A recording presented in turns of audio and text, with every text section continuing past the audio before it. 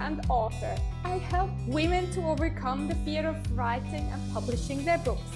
And I'm so excited to have Sara Nyström from Sweden with me. She just got the award of the Most Inspiring Woman of the Year at the Future Women Conference held in Nigeria. Sara is an entrepreneur, body language expert, impact coach, international speaker, and the author of the upcoming book, From Feeling Unseen to Speaking Like a Queen, 7 Ways to Being More Impactful in Your Communication. Sara has an extensive experience in communication from various sectors around the globe. She speaks 8 languages and considers herself a world citizen at heart. Recently, she gave a training at the United Nations office in Geneva. She is the co-founder of World Women Organization and a Business Council member of Women's Indian Chamber of Commerce and Industry. Through her latest concept, Confident Communication Queen, Sara is on a mission to empower women around the world to unleash their inner queens and become more confident, charismatic, and impactful in their communication. Welcome to the show, dear Sara. Thank you so much, Esther, for that warm introduction, and thank you for having me here. I am honored to be here on your show. Thank you. So, Sara, what has been your turning moments in life? That is a great and very important question, Esther. And I come to think of 2 specific turning points.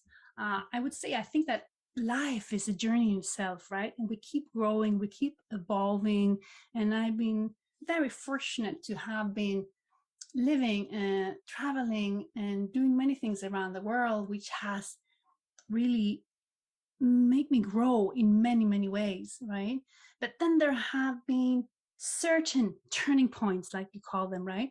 That have fast forward this growth in a very specific way. So I want to share 2 moments that come to my mind.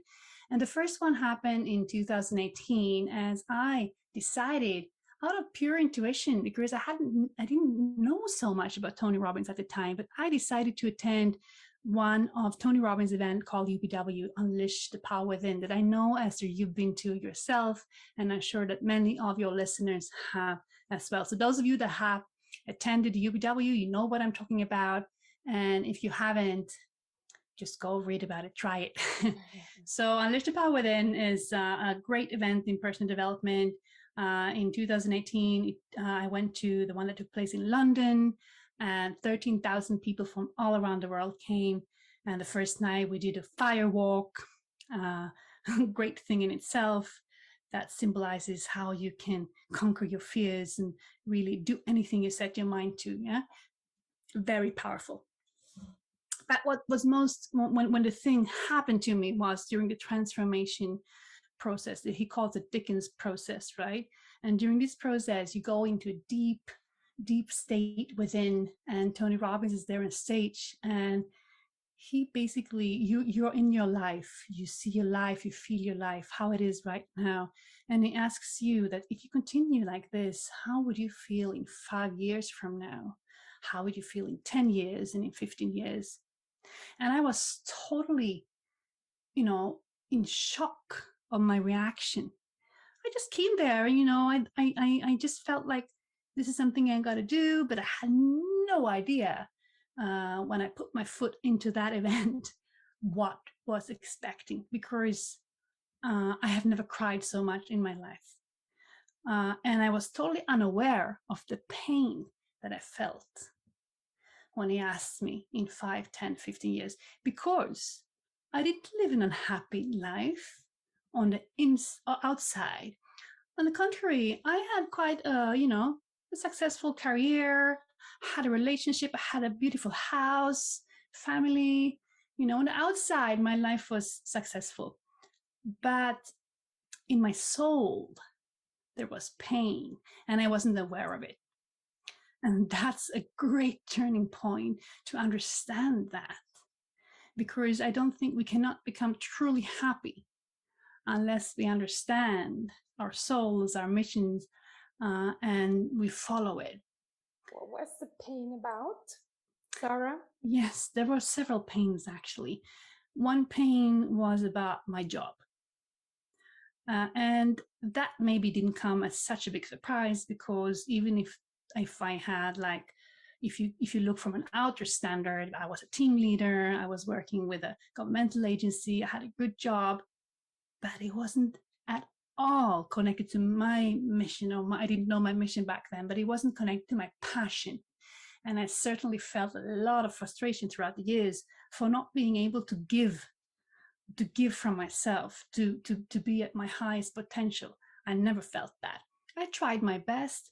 I tried to create projects because I have a lot of energy, I have a lot of ideas, and I try to, use that driven energy that I have. But it's a governmental agency, and I have entrepreneurial blood. So it's like being a different animal in a wrong cage, with the wrong animals, right? Not to say anything bad about my lovely colleagues that I had, and I learned so many things with them and from them, but it was just not my place at all.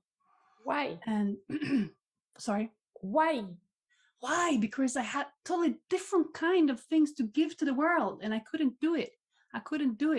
It's like that story of the swan and the ducks, right? Let's say I was the swan, or the contrary, I was the duck and they were swans.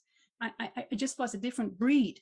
And then you can never, no matter how hard you push yourself, if you're a different breed, you need to find that place to go to bloom, to blossom, to become you fully, and so that you can contribute with whatever you're supposed to be contributing with. I believe that we are all born with a mission. We have a special mission here on planet Earth, and life is about finding that mission, understanding that mission, growing it, and sharing it with others, right? So that pain was me slowly starting to understand that I have a mission, and it certainly isn't where I am right now. And that was very painful. And that came out as me crying, unstoppably. I couldn't stop crying, really. The second realization was had actually to do with my relation. It's a little bit more delicate to talk about, but let's just say that the first time I realized that maybe me and my husband are not supposed to be together. Maybe. But that was too painful at the time, and I closed that door instantly. Didn't want to think about it at all. And I didn't. Because I wasn't like unhappy. We had a good relation. But again, if we ask our soul, if we go deep down, we can have a good relation. But if you go deep down and ask, you may get a different answer from your heart, right? But I wasn't ready for that, as I said, so I closed that door. And what would come out of this UPW the following year, well, actually already the following months, I decided to start my own business. So I went all in, like I am that kind of person. I do feel things wholeheartedly. So I threw myself into, I became a student of a global business mentorship program, the industry rockstar that you're into, Esther, right? So we have many things in common, you and I.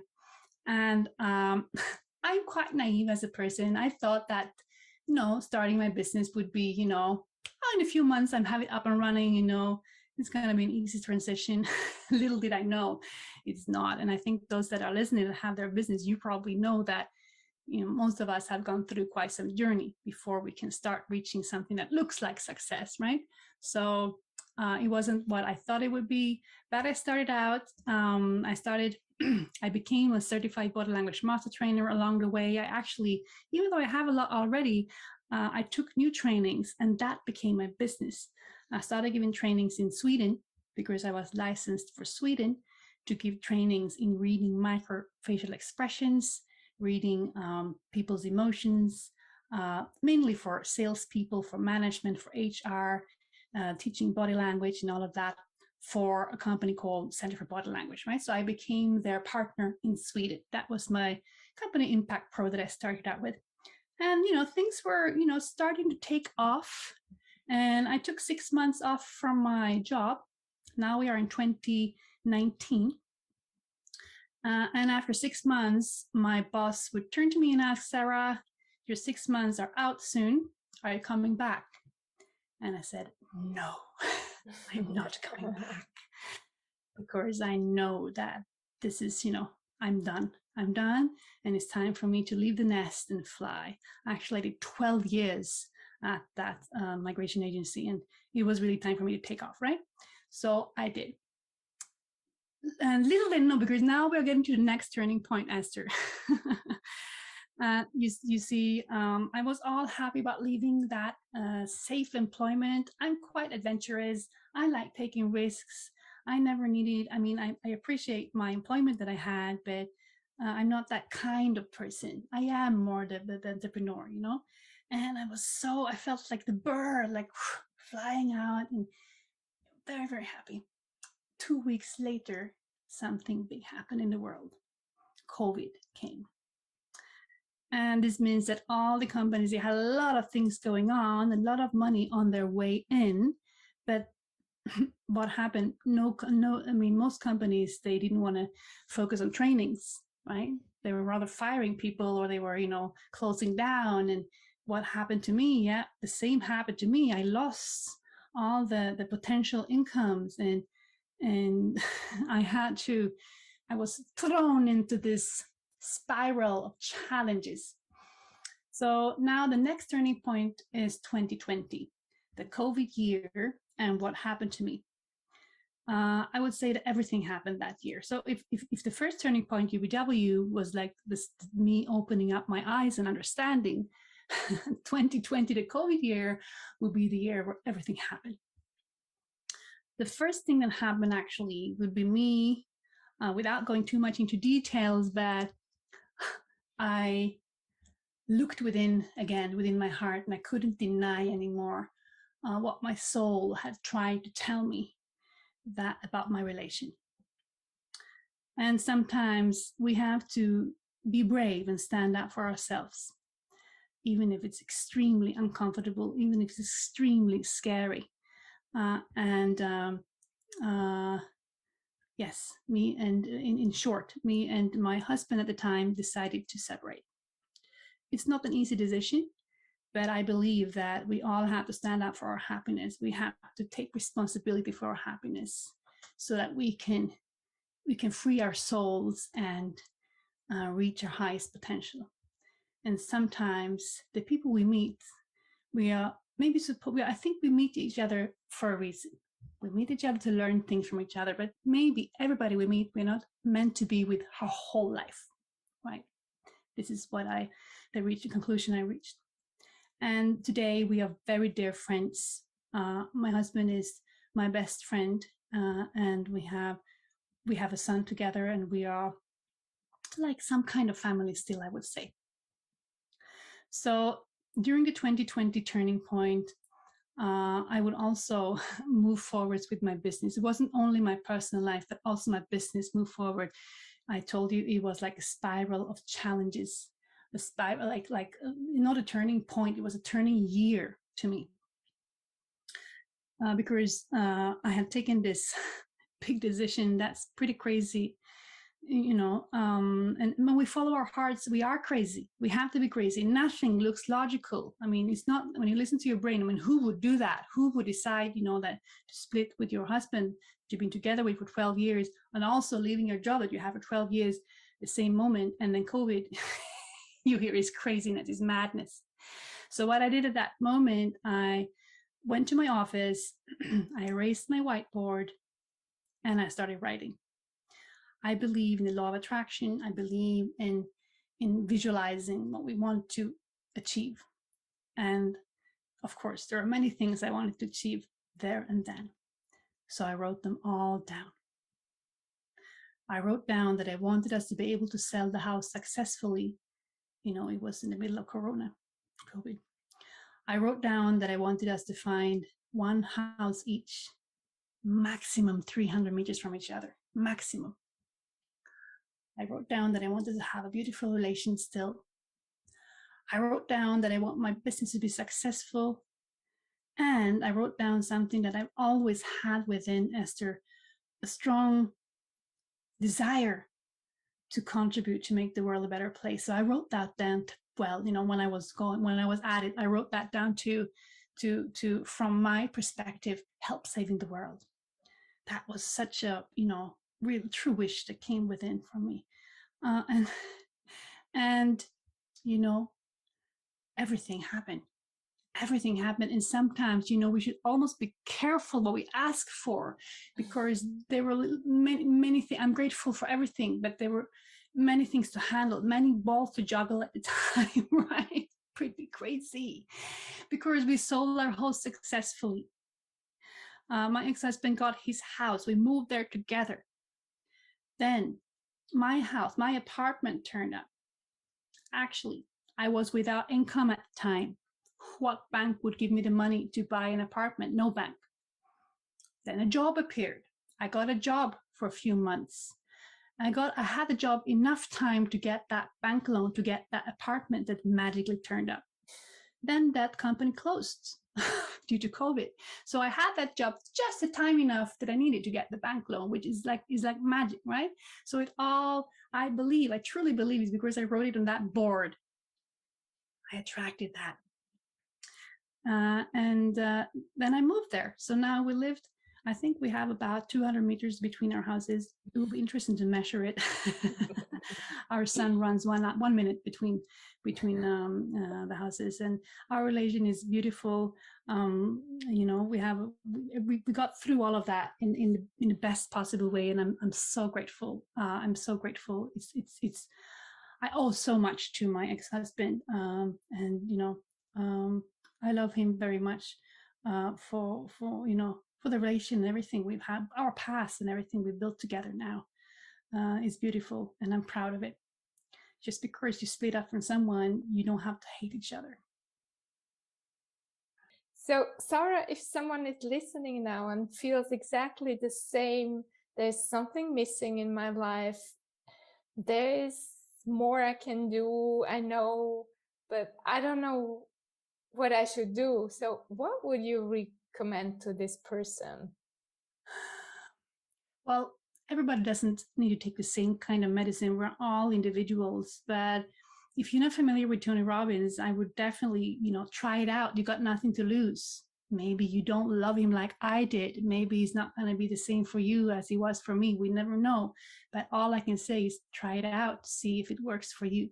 For me, it did wonders, and I'm forever grateful to Tony Robbins and his team for that, amazing experience that certainly planted the seed, or, it was like kickstarting my whole transformation. And then what happened, Sara, with your life? Business-wise, that's also interesting what happened to me last year, because the more I followed my heart, the more I felt in sync with everything. People would turn up. That's actually something I forgot to say. Remember the agenda that I wrote down on the whiteboard? I actually wrote that I attract people that can help me. That's something I added because that's how I felt. I need help. And then I added that I can help, because I felt so selfish. So I attract people that can help me and that I can help. And so many people turned up last year. People I didn't know, people that I connected with in strange ways, people that reached out to me. And I cannot, at least 4 or 5 people easily that played important roles in my life last year. And one of them would help me to give birth to my concept. So all this time, my mentors in the business mentorship program, they have told me, Sara, you got to create your own concept. You've got so lots to share. And I just wasn't ready for it. I didn't have the clarity. But there and then, during that transformational year of 2020, that person showed up. And during a late phone call, it all came to me. Through the help from that person, we hung up, and then I basically couldn't stop writing. It was like, have you heard of this, like automatic writing? I'm not saying it was, because I'm not a medium or anything, but I just couldn't stop writing. And then I would look at what I don't know how long I wrote for like an hour at least. And I would look at what I had written, and it was like, wow, this is it. I have my mission, I have my concept. This is it. This is what I'm going to be doing. This is why I'm here on the planet. This is how powerful it was. And, the funny thing is that I always saw myself as I said before, I was saw myself as doing something for, helping the world to become a better place. I thought about humanity in general. I didn't take great interest in women particularly, but there it was. I was to work with women. A thought that I had never consciously thought about, but it came to me in my writing process. Somewhere it just came to me in this super inspired moment. So I created the concept. It was called Communication Queen at the time. Today it's grown. It's called Confident Communication Queen, CCQ. And it's all about helping women around the world to stand up for themselves, grow their confidence, grow their charisma, and become more impactful in their communication, because I have realized that what I have been given throughout my life, through all my stays and travels around the world, I've understood a lot about confidence and self-love and communication.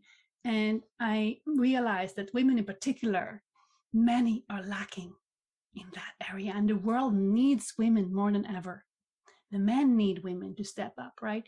So I see like my mission to help women, help my fellow women up there to start loving themselves, start standing up for themselves, and be proud of themselves.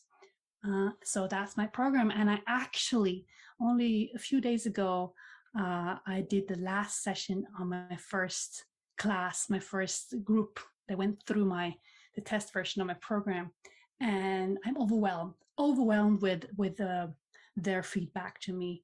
Many of them told me it was life-changing, and I couldn't be happier. Congratulations, Sara. Thank you.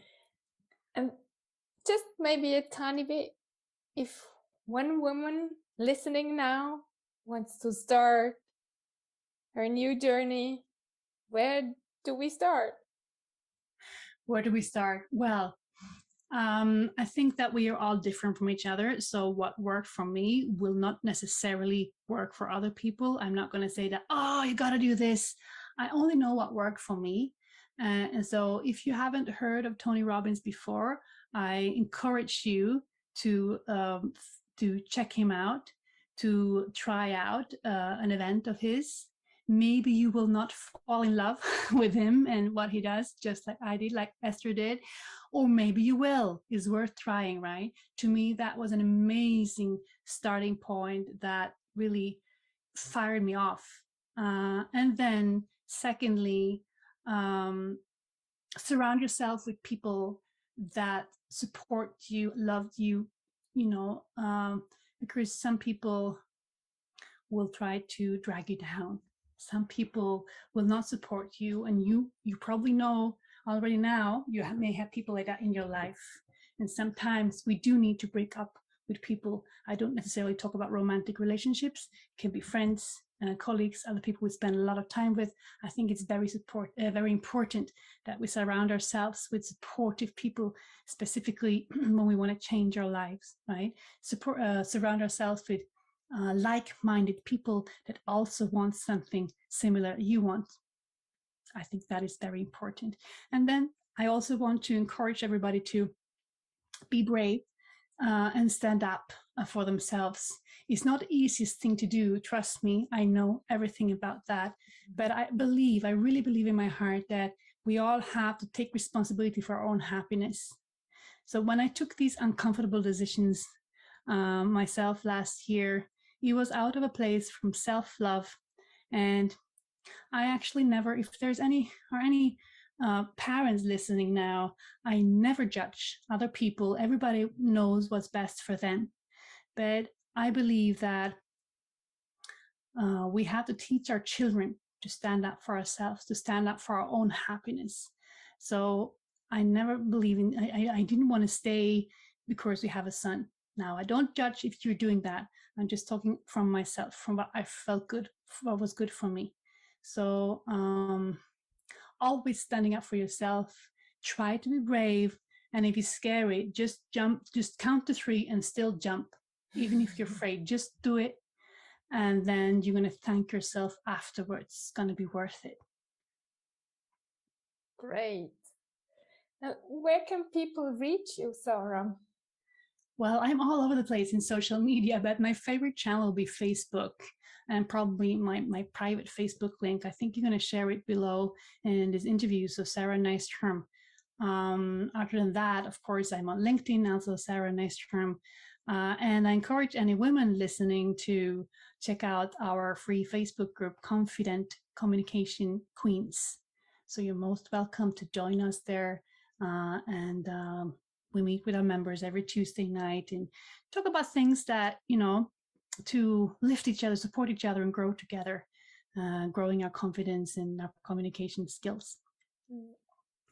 And maybe it's not easy, but what are the three most important steps to become this confident communication queen? Three most important steps. Okay. The first step would be to start to practice loving yourself. Self-love is actually the foundation for everything I teach. In my program, we go into many different areas. It's very my participants called it a gold mine, and they're pretty overwhelmed with everything I offered in the program during the past 8 weeks. So we've talked about everything from mind training to negotiation skills to how to use your voice, how to read other people, social skills, emotional intelligence. But the very, very foundation of it all is loving yourself. To love yourself and to accept yourself. And it's easier said than done. I know that, but we have to start working on it. We have to start working on it. And that big part of our communication takes place subconsciously. So whatever happens on your inside, it will leak.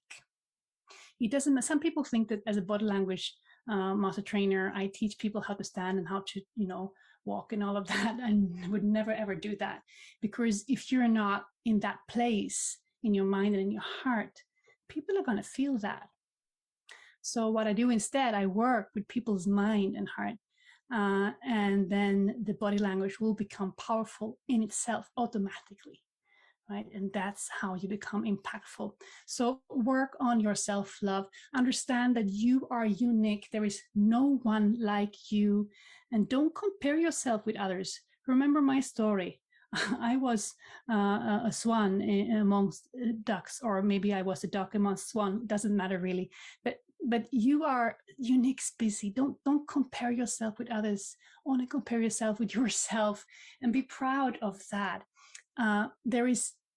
You are best at being you. Nobody can be you, and you are born to be who you are. Don't change yourself. Be proud of who you are, and don't listen to people who try to change you. Right? That's what I want to say. So work with your self-love. There's so many exercises, and join our Facebook group so we can support you in finding your self-love. That would be the first one, I would say.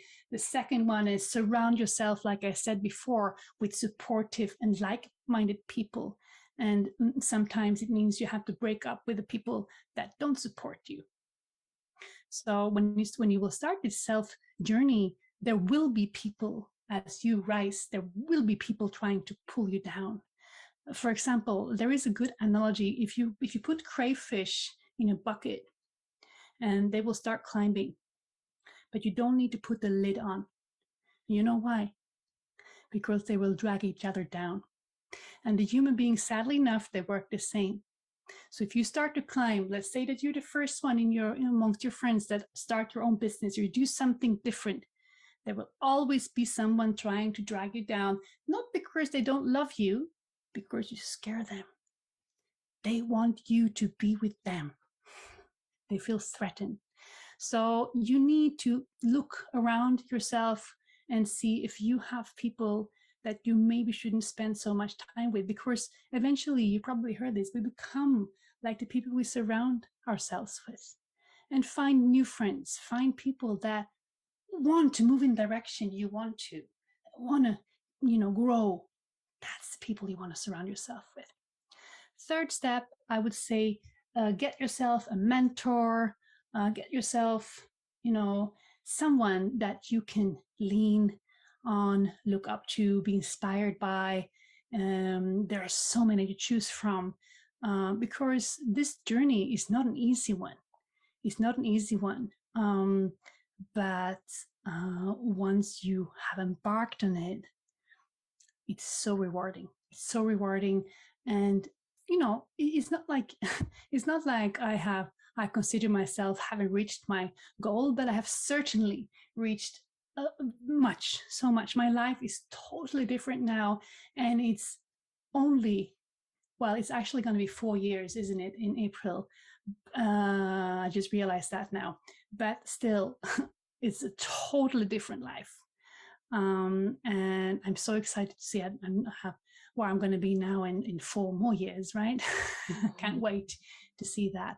But Esther, did I answer your question? That will be my 3 top tips. So first one, practice self-love, and surround yourself with like-minded people, and get yourself a mentor or someone that you can, get support from, and, be inspired by. Thank you so much, Sara. That has been so helpful, I'm sure. And thank you so much for showing up and being so honest and truly inspiring. Thank you. Thank you so much, Esther, for having me. And I'm sending much love to you and to all the listeners. And best of luck. Just count to 3 and jump. That will be my last words. Be brave and stand up for yourself out of self-love. Something we missed, we want to add it here. Towards the end of 2020, I was actually invited to co-found a global NGO for women's empowerment. So I'm a very proud co-founder of World Women Organization. Together with the founder, Rachel Akem Harumi in Nigeria, and Eric Kelly in the United States, we are founding this global NGO, and the whole idea is to help women around the world to become leaders, and to become one voice for women. There are still places in this world where women cannot own land, for example. A lot of problems around the world with violence against women. So many issues that we need to deal with together, right? Together with men. We invite men being part of our organization. Half our board is actually men, because we believe in that men and women working together to change the world. And I want to mention this because it was on my whiteboard and it came to me. So when we ask for things and we believe in them, they come to us, right? And now, World Women Organization, we are striving to have representatives in 195 countries. In each country, we want to have one envoy, one country representative. We are already reaching 30 countries now, so it's growing very, very quickly. So if you want to check it out, it's www.worldwomenorganization.org. So I encourage you, if you get curious, to check it out and to join us. We are also, of course, on Facebook.